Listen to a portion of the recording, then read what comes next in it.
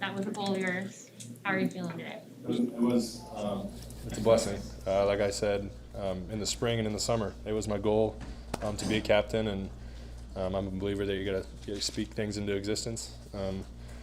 You got goals. You look at them every day. You got to write them down. You got to tell yourself it's a real opportunity, and it was a blessing to be able to be picked captain on this team. But not to say it caught me by surprise, but because I knew last year I've been one of the more leaders in this team, better leaders in this team. But I told all the other leaders on this team, just because I have the title of a captain doesn't mean you're any less of a leader, and just because I have the title of captain doesn't mean I'm any more of a leader. We're all going to lead the same way. Just because I have the captain's title doesn't mean Cam Jurgens doesn't have a voice anymore. Cam Jurgens coulda, shoulda, woulda been a captain. Like he's still one of the better leaders on the team. Travis Vokalek, he's gonna have a voice still, and that's the thing I preach to them. It's still our team. Just because I run out of the tunnel first doesn't mean those guys are going to be quiet now. We all have the same mission in mind, and that begins next week in Illinois. Have you seen the depth develop in your room behind you? And did it become more real? There was a little panic around here the one practice people saw where you and Travis weren't out there. Does it become real? Those guys, they got to be ready.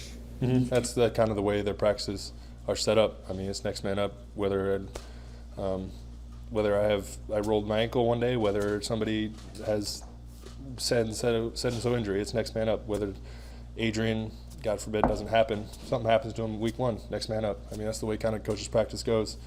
But it's fall camp's fall camp. You're gonna have little nicks here and there, but it wasn't necessarily a thing. I'm not gonna get into injuries, but it was a grind in fall camp. I'll just say that. Every fall camp's a grind, so it's just the way it goes. Have you seen some guys come along though in your room? Yeah, Hickman. We've put that kid through a lot. Tell him he's coming as a tight end. Tell him he's a receiver. Coming back to a tight end. It's a lot on a body to try and put on weight, lose weight, put on weight. But he's embraced that, and I think has the best understanding of the offense because he's seen it from every different angle now. But he's doing really great things, and same with Nate Borkcher. He's a name I always bring up in interviews just because he's a hard worker. He's gonna give you what you got. He's smart in this offense. And the last name I'll bring up is Chance Brewington. We brought him over from receiver and just been hitting the ground running. He's very smart. I think what helps him and guys who transfer in, they have an understanding of what it takes to learn a collegiate offense and collegiate playbook, and I think that's what helped him step into the role he has so far. And Chance is going to help us this year. He's a baller, but all across the board, guys are stepping up that are young, and it's good to see. How has player leadership maybe evolved the last 3-4 years? You've been here since 2017.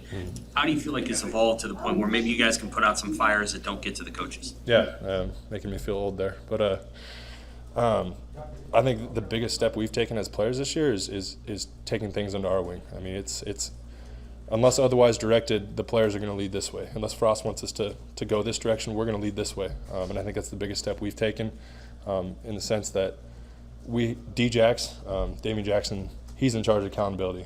If I see something at practice that I don't like, I'm going to say, you're on accountability here with Damian after practice. And I think that's the biggest step we've taken is like you said, putting out fires before they even get to Frost, because Frost has everything he's got to deal with. The head coach, it's leadership from the top down. There's only so much that he can lead, or only so much he can take care of from the top, and there's things that he shouldn't take care of that the players are now taking care of, and that's kind of our mentality now that we're going to win football games, and I think that's going to stem from how we handle as players stuff that Frost shouldn't have to take care of.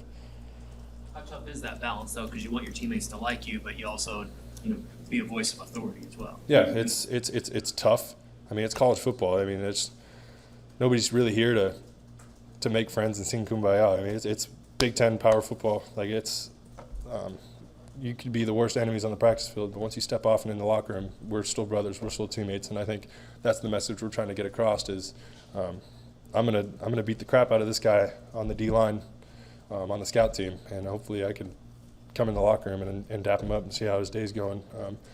But that's the biggest thing we got to get across is we're still brothers at the end of the day, but on the field it's a battle, it's a war. Hey, Austin, how excited are you guys for the stage this week, being really the biggest game of the day, the only real national televised game on or on Fox?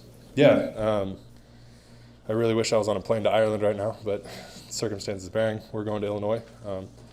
But it is a week 0 game. It's all eyes are on us, and I think that's an opportunity for all of us to showcase who we are as a football team and how far we've come as leaders on the team, showing the world what our team leaders have done.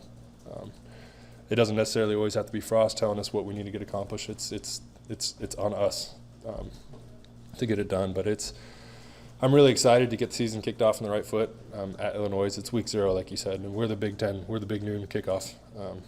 So hopefully we can get things done for all you guys and for all the fans, because we owe them one. How important is it to kick it off on the right foot? I mean, you look at the openers the last handful of years, and it's been maybe slower starts than you guys want. What's the value of starting strong that can carry on into the rest of the game?